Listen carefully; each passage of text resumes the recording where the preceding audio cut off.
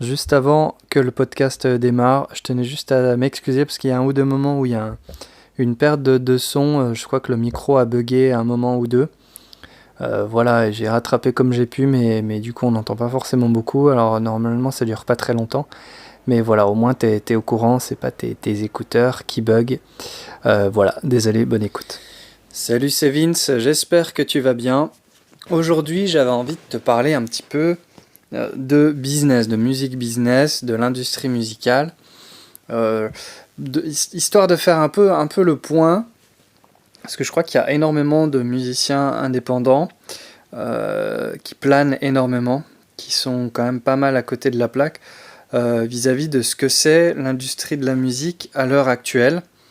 Euh, et à la fois finalement quelles sont les possibilités et puis quelles sont peut-être des erreurs à éviter en tout cas je pense il y a des choses à comprendre et surtout il faut bien comprendre que si on veut s'inscrire justement dans cette industrie, c'est-à-dire avoir un projet qui avance, des choses qui sont en mouvement et si tu veux une affaire entre guillemets qui roule, il faut quand même bien comprendre comment fonctionnent les choses et pas, si tu veux, se reposer sur une idée, un fantasme de ce que les choses semblent être ou de ce qu'elles ont été. Alors on va déjà faire un petit point avant, si tu veux, jusque dans les années 60, mais même après. En fait, le roi, c'est la radio, hein. Soit tu passes à la radio, soit tu n'y passes pas, soit tu es connu, soit tu n'es pas connu.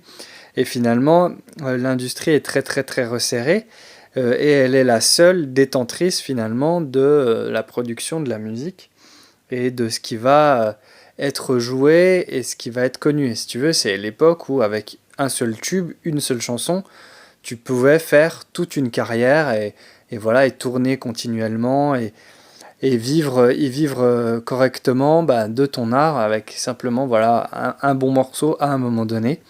Ça pouvait largement suffire ensuite derrière pour alimenter toute une machine. En fait, tout le système est verrouillé à ce moment-là par les majors, les grandes maisons de disques. Puisque si tu veux, la production en elle-même, c'est très compliqué, puisque les techniques d'enregistrement ne sont pas démocratisées, donc il faut aller se louer du temps de studio, donc bien souvent en plus c'était des choses assez rudimentaires, et puis on passait une heure, deux heures, quelques heures dans un studio, avec un tout petit peu de matériel, puis on enregistrait le disque sur place, quoi. Et puis l'étape de production était finie, donc l'étape du musicien, elle se faisait avant dans sa préparation. Et en fait, si tu veux, voilà, c'était assez simple. Il y avait quelqu'un qui avait des sous et qui avait besoin de diffuser de la musique, et des musiciens, et ça en restait là, quoi. Et il y avait un producteur, et puis des artistes qui créaient le produit, et un producteur qui finançait le produit. Et les choses ont énormément évolué au fil du temps, et puis tu vois, il y a quand même l'explosion des Beatles qui ont pas mal remanié certaines cartes, mais si tu veux, d'une manière générale, d'un point de vue business, euh, le truc n'a pas énormément évolué. Là où ça a commencé à évoluer, ça va être dans les années 80 avec l'apparition des radios libres sur la FM.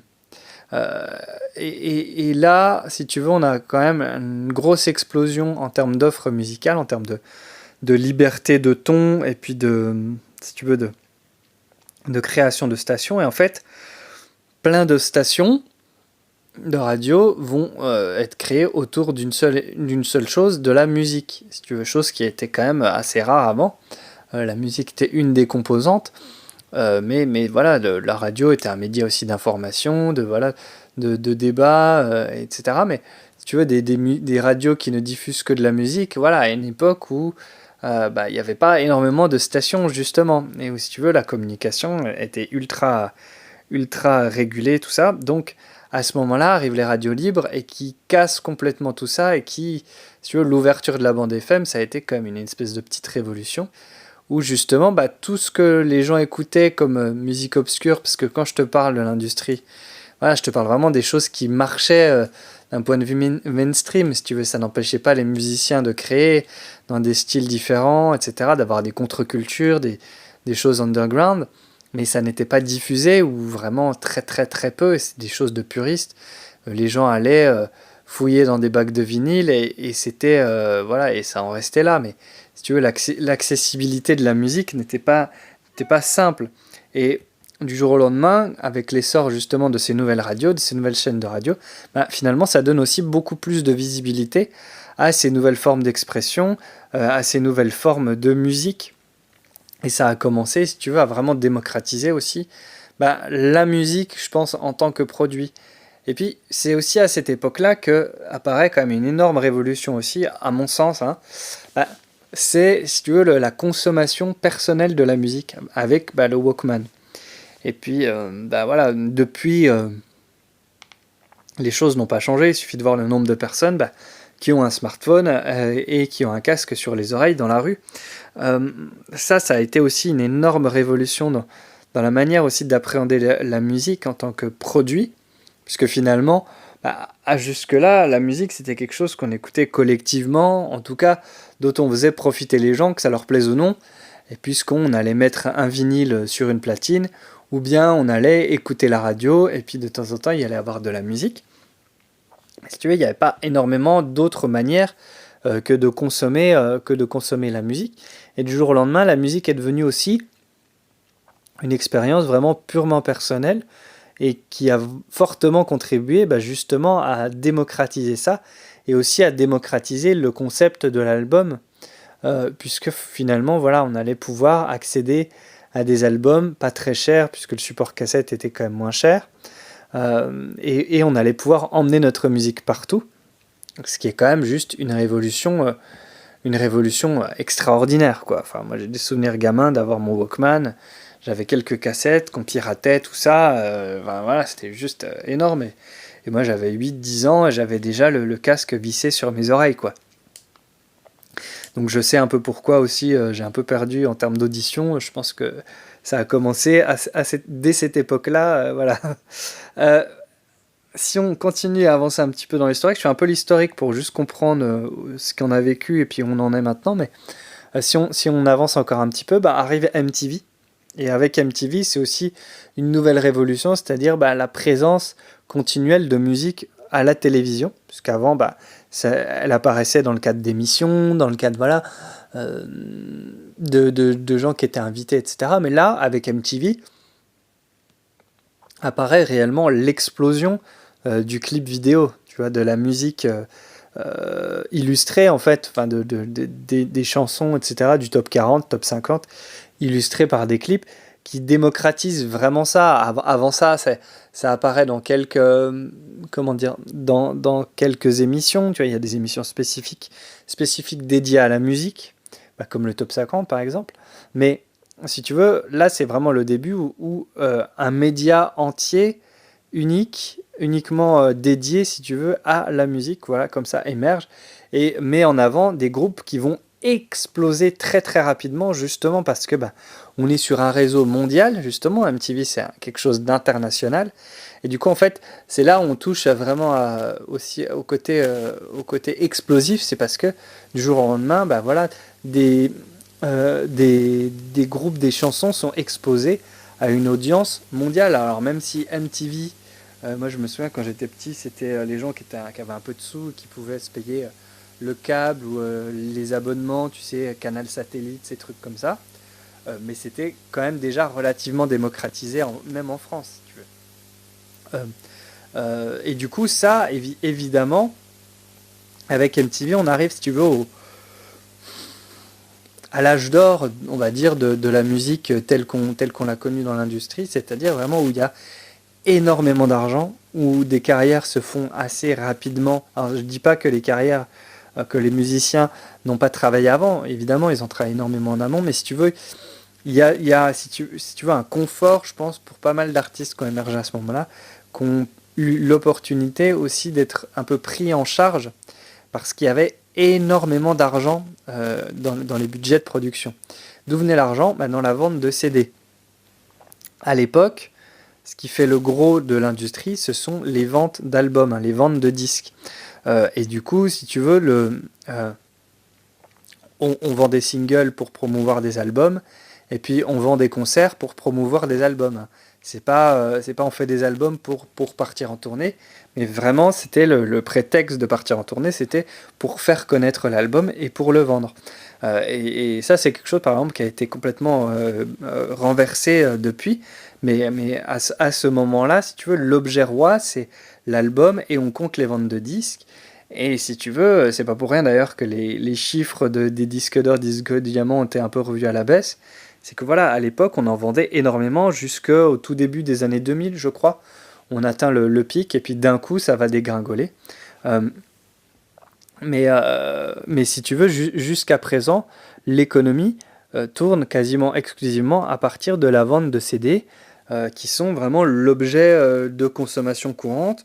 On en vend des palettes, littéralement des palettes, et voilà, et c'est pas rare qu'effectivement, il y ait eu énormément d'argent parce que à 15 euros le CD, ou 100 francs, ou 80 francs, je ne sais pas les tarifs à l'époque en francs, mais si tu veux, on est sur une manne financière monstrueuse, donc les budgets sont là, donc ça veut dire beaucoup de sous pour payer du temps de studio, beaucoup de sous pour faire des clips, beaucoup de sous pour de la promo, pas mal de sous peut-être jetés un peu par les fenêtres quand on va je sais pas, te chercher en limousine ou machin, avec du champagne, des trucs comme ça, juste pour aller faire ta signature. Ça, c'était des choses quand même qui ont réellement existé. Je suis pas certain que ça existe encore. Voilà, des avances aussi très confortables. Des avances, évidemment, les avances, la plupart du temps, c'est des choses qui vont être récupérées ensuite sur les droits d'auteur et après elles sont potentiellement remboursables. C'est-à-dire, en gros, on va te donner 10, 15, 100 000 euros à ta signature voilà, pour te dire, voilà, du coup, bienvenue chez nous, on va travailler ensemble. Sauf que c'est une avance, c'est-à-dire que ton avance, tu es censé, alors ça va dépendre des contrats bien sûr, mais voilà, ça va être censé aussi potentiellement devoir rembourser et devoir être dû en fait à la maison de disques qui elle va récupérer ton avance sur les ventes d'albums ensuite. Voilà, bref.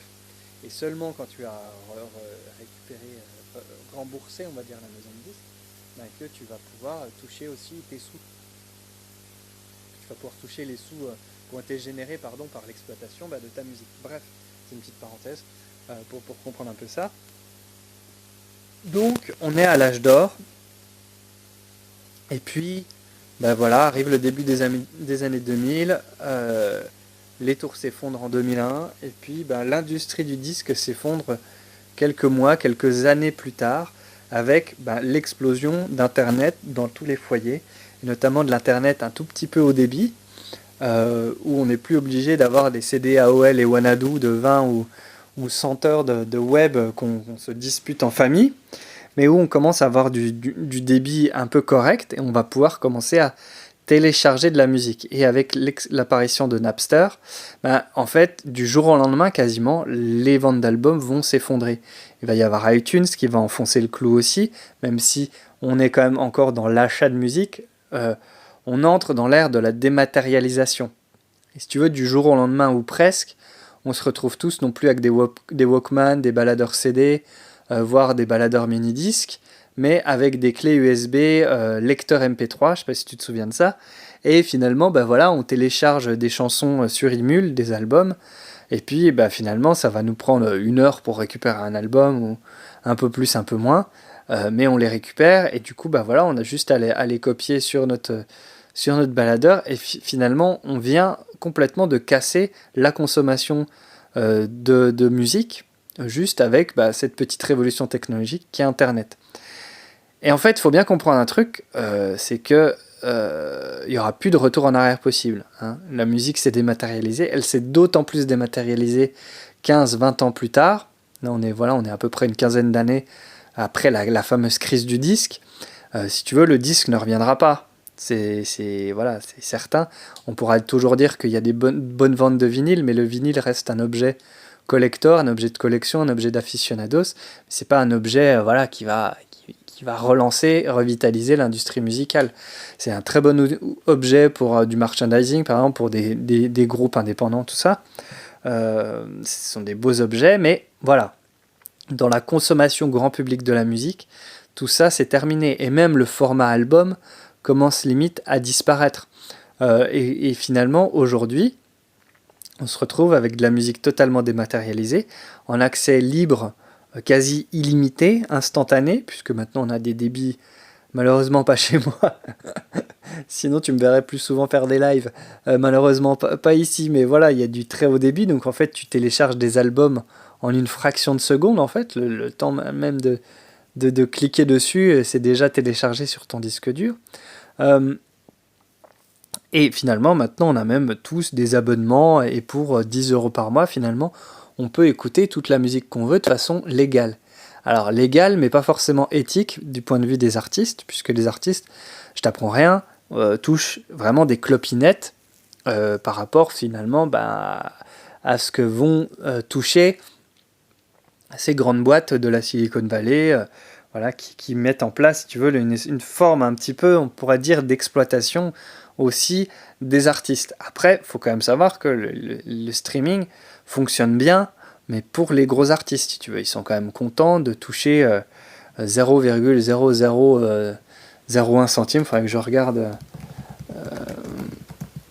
Vas-y, je le fais là en direct, comme ça. Hop. Alors, je sais pas trop les chiffres exacts, mais on est sur quoi? Voilà, le pic de la musique enregistrée, c'est vraiment 2002. Voilà, et ensuite, ça ne fait que dégringoler. Il y a des tout petits plateaux, mais ça, en gros, ça dégringole, quoi. Il y a une toute petite reprise, je crois en 2015, mais voilà, c'est juste ça. Et du coup, alors on est sur quoi? Voilà, pour 10 € d'abonnement streaming, en gros, il y a 50 centimes qui vont aux artistes. Tu vois? Donc c'est quand même pas grand chose, quoi. Et si on regarde le prix de l'écoute, si tu veux, si on prend par exemple Apple Music, voilà, c'est 0,0074 centimes de dollars l'écoute, d'accord? Et si on descend à Spotify, c'est 0,0044. Et YouTube, c'est vraiment celui qui paye le moins, c'est 0,0007 centimes de dollars. Mais paradoxalement, c'est eux qui ont le plus d'utilisateurs, hein, évidemment. Toujours est-il que, si tu veux, pour générer 1500 $, par exemple, il va falloir 2 millions d'écoutes sur YouTube. Voilà. Pour générer, pareil, 1500 $, il va falloir... sur Spotify, il va en falloir 400 000 en gros. Voilà. Donc ça te donne un ordre de grandeur, c'est-à-dire que ceux qui peuvent espérer générer des revenus, on va dire un tant soit peu intéressant, évidemment, ce sont les plus gros artistes. Voilà. Donc ça, il faut vraiment comprendre ça. Et maintenant, il faut aussi comprendre une chose, c'est que l'industrie de la musique, les médias même en général, si tu veux, peinent à n'ont pas compris ce qui se passait en fait. Et ils comprennent pas en fait que par exemple la télé c'est un média qui est en train de mourir, même s'il a encore une énorme affluence. Si tu veux, maintenant les émissions par exemple d'information, de débat, s'ils font 100 000 personnes, je parle genre tu vois de BFM, des trucs comme ça, s'ils font 100 000 personnes, 200 000 personnes, mais c'est juste énorme pour eux, quoi. Et forcément, quand t'as des mecs youtubeurs qui sont en slip et qui ont des audiences de plusieurs millions de personnes et chaque vidéo est vue par plusieurs millions de personnes, ils comprennent pas le décalage. Et en fait, l'industrie de la musique, les médias en général, n'ont pas... S'imagine en fait qu'on est encore en 98, en pleine explosion d'MTV et compagnie, et que on continue d'acheter des albums comme on les achetait il y a 15 ans. Mais ça, c'est fini. Et si toi, tu penses encore ça, faut vraiment apprendre à faire le deuil de ça, quoi. Et je sais que c'est pas forcément évident, mais à entendre ou à comprendre ou à intégrer dans sa vie d'artiste, mais ça, c'est fini, quoi. Et aujourd'hui, il n'y a plus personne qui va venir te signer ton truc de pop-rock, machin, juste parce que tu as des belles chansons et tout ça, et qui vont t'aider à produire le truc, à te professionnaliser, à te donner un entourage, un encadrement... Voilà, et te créer voilà, comme ça un peu de toutes pièces, comme ça c'est beaucoup fait auparavant. Ça c'est vraiment fini. Donc si tu as encore ce fantasme du producteur gros cigare, Faut vraiment retomber sur terre parce que c'est mort, quoi. Vraiment, c'est mort. Et ça ne... on pourra toujours dire qu'il faut repenser le streaming, que machin, et très certainement, mais si tu veux, ce que font, ce qui fait l'industrie, ce sont les usages. Et les usages, ils sont clairement du côté du streaming. Ce sont les gens qui décident, en fait. Et ben, quand tu leur proposes une manière hyper simple de consommer quelque chose, bah, évidemment, ils se jettent dessus, tu vois. D'autant plus si c'est gratuit ou presque gratuit. Et derrière, finalement, bah, la rémunération des artistes, il n'y a que vraiment les passionnés de musique et les artistes eux-mêmes qui s'y intéressent, si tu veux. Mais les gens, tu leur dis, ben voilà, gratuitement, en échange de quelques pubs, tu peux écouter toute la musique que tu veux. En fouillant 5 minutes, bah, tu peux télécharger illégalement, mais très simplement, tous les albums du monde que tu veux, tous les films. Voilà, quoi, c'est... faut pas chercher à comprendre, hein. Et puis, si tu veux, il n'y a pas assez d'argent pour tout le monde, quoi. Aujourd'hui, n'importe qui peut mettre sa musique en streaming. Moi, tu peux trouver mes albums, Top Vincent Hadj. Tu trouves mes albums sur toutes les plateformes, machin. Et en fait, les gens s'imaginent, la grande question, c'est oui, comment je fais pour distribuer ma musique? Mais en fait, on s'en contrecarre que que tu distribues ta musique. Distribuer ta musique, ça ne sert à rien en l'état. Tu veux savoir s'il faut choisir iMusicien, s'il faut choisir CD Baby ou je sais pas quoi, ça, mais on s'en contrecarre, mais alors comme de l'an 40. C'est ce que de toute façon, ça ne changera rien au fait que tu ne seras pas écouté sur les plateformes. À moins d'être mis en avant sur une playlist, voilà, ce qui a aussi une bonne stratégie éventuellement à adopter, mais à moins de ça ou d'avoir une bonne audience qui te suit, tu ne seras pas écouté. C'est sûr et certain. Et les gens s'imaginent en fait qu'il suffit, enfin beaucoup de gens encore s'imaginent ça, quoi, qu'il suffit de donner 20 ou 30 dollars à CD Baby, qui mettent leur album en ligne, et puis du coup, ben voilà, ils vont toucher un petit peu des petits revenus, ils s'attendent pas à des millions, mais ils s'imaginent peut-être quand même qu'ils vont être un peu écoutés, qu'ils vont être un peu découverts. Le fantasme d'être découvert comme ça, c'est un truc... et il y a encore plein de gens qui y croient, quoi, mais ça c'est fini. Alors oui, il y a eu des artistes qui ont été un peu découverts sur MySpace. Il y a encore des directeurs artistiques qui fouinent sur YouTube. Faut pas croire, hein. Il y a encore quand même des... Si tu veux, l'industrie repose sur les créateurs. Et c'est pour ça aussi qu'on est dans une industrie injuste. C'est que, voilà, c'est un artiste qui, si tu veux, qui fait gagner suffisamment d'argent à l'industrie pour 10 autres projets ou 9 autres projets qui foirent et qui sont pas rentables. Tu imagines, tu vois, un business model où tu as juste 10% de rentabilité, enfin 10% d'artistes rentables, mais qui sont tellement rentables bah, que du coup, forcément, voilà, ça compense les pertes des autres. Enfin, c'est juste énorme. Et je pense que c'est important de comprendre ça, quoi. Il n'y a pas de... Il n'y a pas de retour en arrière possible. Aujourd'hui, si tu veux être signé à l'heure actuelle sur des trucs, vraiment, je te parle de mainstream, hein, si tu veux vraiment être signé dans une grande maison de disques, machin, faut faire de la pop mainstream ou du hip-hop / musique urbaine, quoi. Voilà, si tu veux être signé en major, ça sert à rien d'arriver avec ton super groupe de rock, quoi. Vaut mieux t'adresser peut-être à un petit label indé, un truc local, mais si t'arrives avec ton truc de rock, machin, même si c'est très bien foutu et tout, voilà, ils te signeront pas. C'est comme ça, c'est la tendance du moment. Et si tu veux, il n'y a plus aucune prise de risque comme il y a pu en avoir. Justement, à l'époque de l'âge d'or où les CD se vendaient énormément et où les budgets étaient monstrueux, on pouvait se permettre de prendre plus de risques. Maintenant, forcément, l'industrie, elle a besoin de gagner de l'argent. Il y a moins d'argent, il y a encore beaucoup d'argent si tu veux, mais l'argent est plus compliqué à obtenir, on va dire. Tu peux plus créer comme ça de toutes pièces très facilement un artiste et vendre des palettes de son album, machin, et faire des gros coups. C'est plus compliqué que ça, en tout cas, à faire.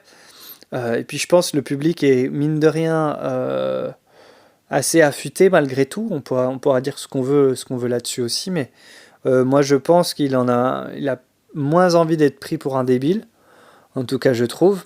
Quand bien même il y a encore de la grosse soupe grand public, mais ça, de la soupe grand public, il y en a toujours eu, quoi.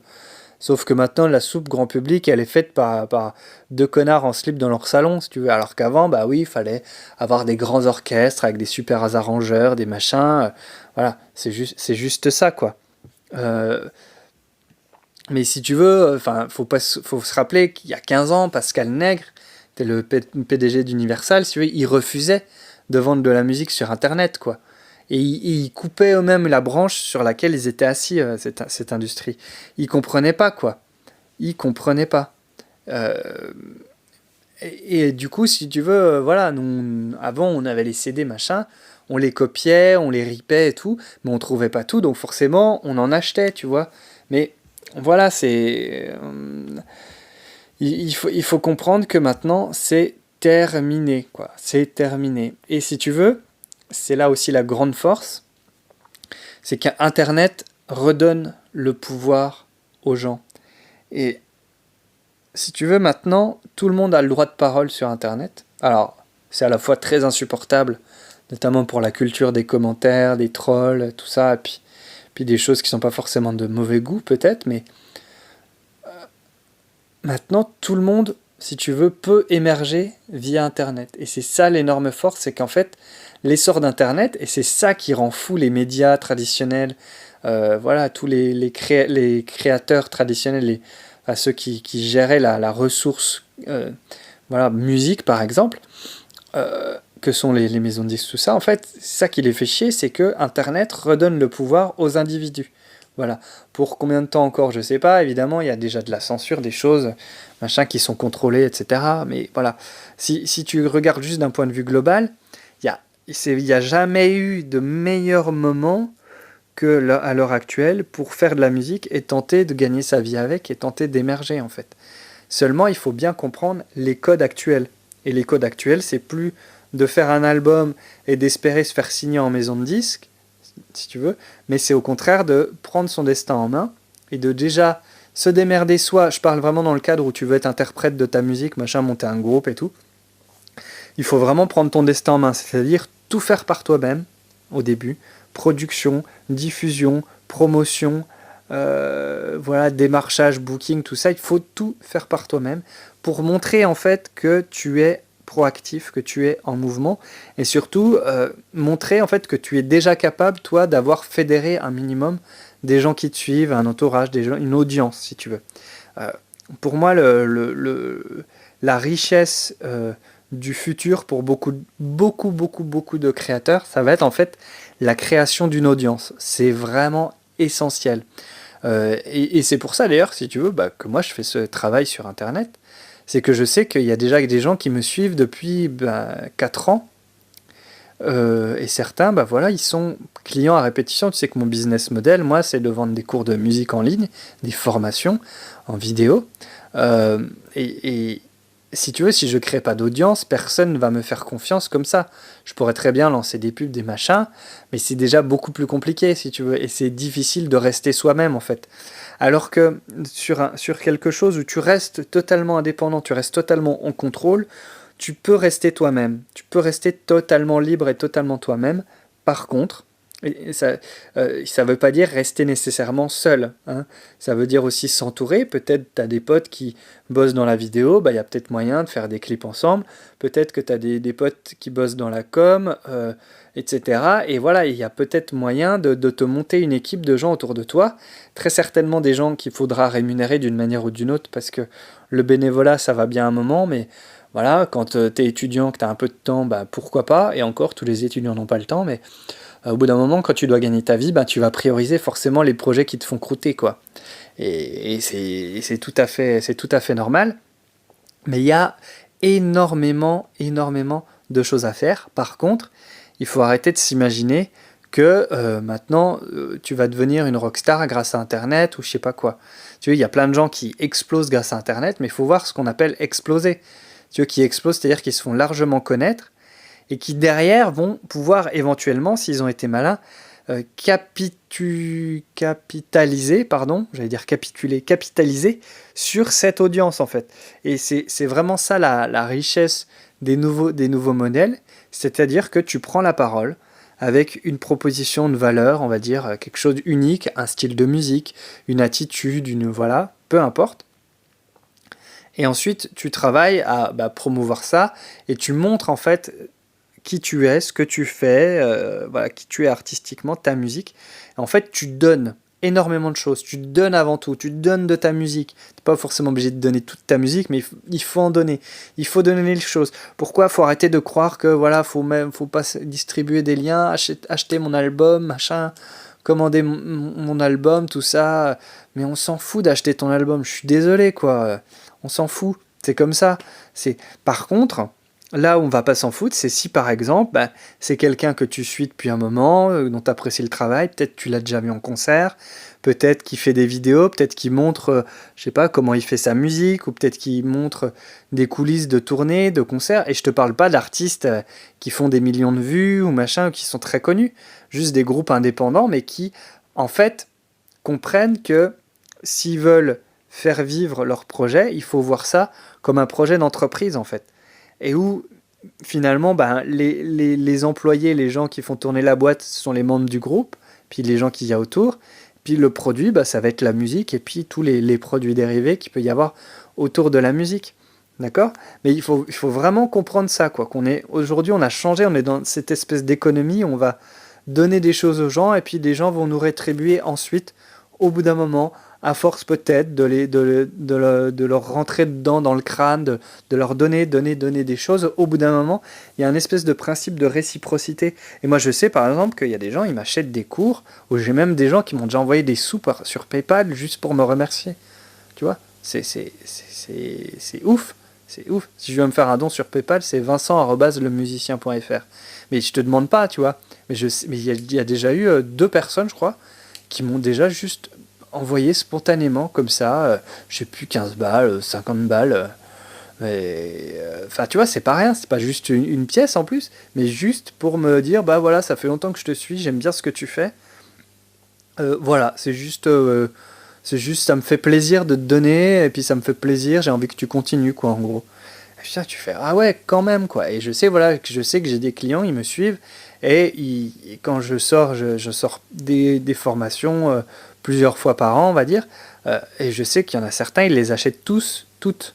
Ils les achètent pas forcément toutes à chaque fois qu'elles sortent, mais je sais qu'ils finissent par les acheter, tu vois. Et c'est vraiment des gens très fidèles, et je sais que pour beaucoup, dans la décision des gens, c'est énormément juste parce qu'ils m'aiment bien moi, et pas nécessairement parce qu'ils ont forcément besoin d'apprendre quelque chose sur, par exemple, la nouvelle formation que j'ai sortie, mais juste parce que j'ai su créer une relation avec eux. C'est pour ça que je fais aussi ces vidéos, c'est pour ça aussi que j'essaie de rester un peu moi-même et de pas forcément me donner un rôle, parce que j'ai pas forcément envie de rentrer dans une relation chelou où j'ai besoin de me mettre de me cacher, tu vois, ou en tout cas de me donner une attitude qui n'est pas moi, et où je vais devoir me forcer, et je vais devoir rechercher à faire un truc plus large et machin, essayer de toucher plus de gens, etc. Moi, c'est pas forcément mon but, tu vois. Bref, donc j'ai fait une petite parenthèse sur moi, mais en fait, si tu veux, moi, ce que je fais, mon activité, en fait, ça rentre complètement dans cette nouvelle économie, et où finalement, par exemple, tu as plein de beatmakers, en fait, ils vivent de leur vente d'instru en ligne, si tu veux. Et comment ils font? Ils se font connaître, ils font des vidéos sur Instagram, ou sur YouTube, ou sur machin, et puis ils produisent. Ils ont une boutique en ligne, ils contactent des gens en ligne, machin, et ils font comme ça un travail en mode indépendant, de communication, de création, et de diffusion, si tu veux. Voilà, c'est pas forcément dans le bon ordre, mais voilà, ils prennent leur destin en main, puis derrière, je sais pas, ils vont vendre aussi des soundkits, des packs de boucles, des trucs comme ça. Ils vont peut-être se créer leur propre VST, ou alors d'autres vont vendre peut-être des cours en ligne, ou vont peut-être faire des concerts à domicile, ou vendre du merchandising chelou, vont faire des partenariats avec des marques, voilà. Mais bon, je te parle même pas de la musique à l'image, je te parle même pas de tout ça, mais ils vont, si tu veux, être dans une démarche où, ok, je sais que je peux pas attendre de me faire signer du jour au lendemain, et c'est peut-être même pas forcément le meilleur move à avoir, d'espérer d'être signé en maison de disque.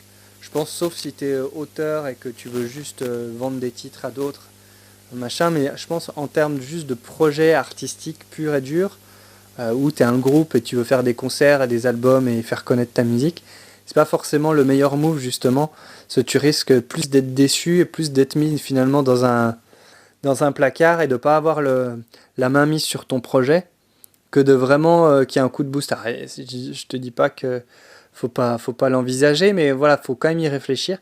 Et il y a certainement beaucoup plus de choses à jouer en toute indépendance, mais seulement il va falloir te montrer, il va falloir partager, il va falloir donner des choses. C'est vraiment donner pour recevoir. C'est un truc très bateau, quoi. C'est un peu chrétien ou je sais pas quoi sur les bords, mais c'est vraiment ça, quoi. Tu donnes et derrière, bah, il y a un moment où tu vas voilà, récolter les fruits comme ça que tu as semés chez les gens. Et on dit que si tu veux le,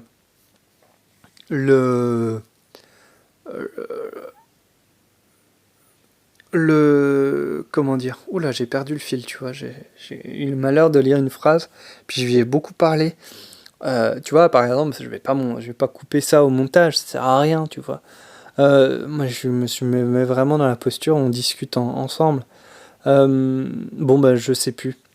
Euh, mais si tu veux, il faut vraiment arrêter d'espérer comme ça être pris en charge, parce que voilà, aujourd'hui, on a tous les outils clés en main pour comme ça créer un projet qui avance en tout cas. Je te dis pas nécessairement de percer, et puis ça veut plus rien dire, et puis on reste quand même encore vachement attaché à des modèles, à des choses, mais on est ancré dans une industrie qui est mourante, quoi, et qui n'a pas pris le train en marche, et qui, voilà, ok, ben, il y a du streaming, bon, les producteurs bah, font rien, et ils touchent 60%, 70%, alors que les artistes vont toucher que chi, quoi. Euh, ok, mais si tu veux, voilà, faut pas avoir peur de cette nouvelle économie. Par contre, il faut surtout être proactif. Il faut pas avoir peur d'y prendre part. Mais y prendre part, ça veut pas juste dire je fais de la musique, je pose mes liens et puis j'attends que ça se passe, quoi. Il y a tout un travail aussi derrière, à la fois de com, d'image peut-être de ta marque, puisque ton groupe, ton projet artistique, c'est ta marque, mais aussi ben, de savoir finalement utiliser des outils marketing et d'utiliser des outils commerciaux, mais toujours très alignés avec ton projet. Et c'est ça qui est assez génial en fait, c'est que tu peux faire du marketing, tu peux inciter les gens à vendre, à acheter, tout ça, mais tu as besoin de le faire, je pense, de façon alignée avec tes valeurs, avec ton projet, et ça c'est tout à fait possible. Et oui, ce que je voulais dire, j'avais oublié le fil tout à l'heure, mais en gros, je sais plus qui avait théorisé ça, mais tu as besoin, pour vivre de ton projet, quel que soit ton projet, de 1000 vrais fans. Attention, hein. Un vrai fan, c'est pas un like ou quelqu'un qui te laisse un commentaire. Un vrai fan, ça a été calculé, en gros, un vrai fan d'un artiste, etc., c'est quelqu'un qui va dépenser au cours de l'année une centaine de dollars pour cet artiste. C'est-à-dire, ben, il va aller le voir en concert, il va s'acheter un t-shirt, il va offrir un album, il va prendre un vinyle, machin. Et puis finalement, bah, c'est à coût de 10 balles, 30 balles. Puis tout ça cumulé dans l'année, bah, ça fait environ 100 dollars. Et finalement, bah, voilà, il a été théorisé qu'il suffit finalement d'avoir 1000 vrais fans, donc 1000 personnes qui dépensent 100 dollars pour vivre correctement de son activité, puisque 1000 fois 100, ça fait 100 000. Je t'apprends rien, le compte est bon. Et finalement, je pense que c'est un modèle assez juste, tout en sachant qu'effectivement, bah, tout le monde ne va pas dépenser 100 euros pour ta gueule, tout le monde ne va pas acheter 10 fois ton album à 10 euros, etc. Mais il y a plein de choses à inventer.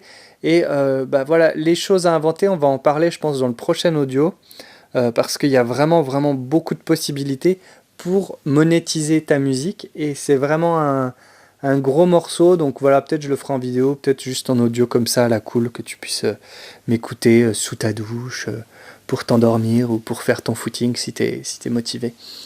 Voilà, juste avant, j'aimerais te parler rapidement de ma formation Vendre sa musique. Et ouais, t'as vu la pirouette comme ça, cacahuète. Pourquoi je te parle de ça?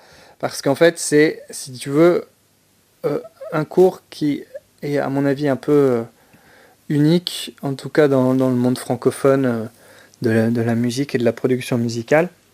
En fait, c'est un mélange entre cours de marketing dédiés à la musique, vraiment marketing où je t'apprends à vendre en fait, pour ton projet musical, et en même temps je te montre comment monter une machine automatique pour vendre tes albums, vendre ta musique. Alors ça paraît un peu dingue comme ça, mais j'en parle pas souvent parce que c'est vraiment une grosse formation. Euh, mais si tu veux, c'est euh, euh, comment reprendre en main son destin aussi de ce point de vue-là, et comment finalement capitaliser sur tout ce que tu fais, parce que tu vas faire des concerts, tu partages tes trucs, tu machin, mais finalement, il se passe sans doute pas grand-chose du côté des ventes, comme on en a parlé. Tu vois, et c'est normal. Pourquoi? Parce que t'es pas connu, on ne te fait pas confiance. Et surtout, en fait, tu ne mets pas en place les choses pour que les gens soient incités à acheter. Et ça, en fait, c'est pas, si tu veux, c'est pas un truc vaudou, mais c'est de la science, quoi. C'est du marketing. Et ça, c'est quand même quelque chose qui est largement étudié, largement documenté, testé, approuvé dans tous les sens.